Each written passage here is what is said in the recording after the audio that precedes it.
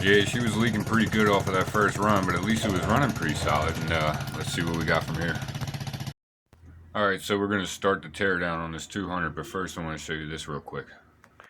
This is a shifter for the 200 that I had to weld up the other day real quick. Grabbed one off of the frame and motor. And then, so the end of it broke off, so I cut the end of the wrong one that was on there. And that's what we got.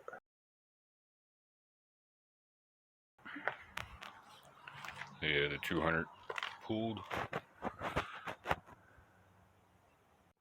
Another thing for this 200, that is the best working slapper on and run Chinese carburetor that I've seen. So I have to keep that in mind.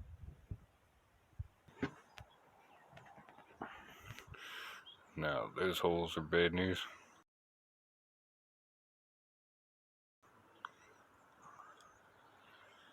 Crack.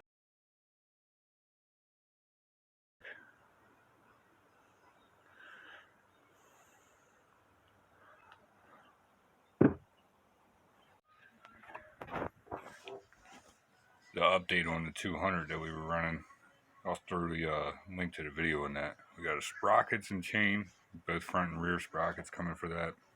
Some seals and gaskets for the bottom end. Oil screen and the seal for that. A new switch for the control, I'll show you that in a minute. And then some brake pads and a cable.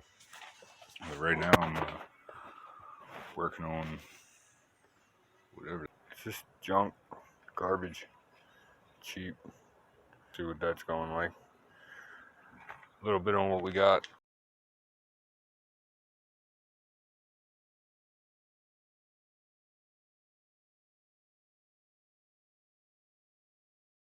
Rich is going to bring this case over to Hefe to see what we can figure out. Hopefully he can weld them up or do something with these cracks and holes, but alrighty. Then like and subscribe so you can see what happens when these parts come in for us. Thanks guys.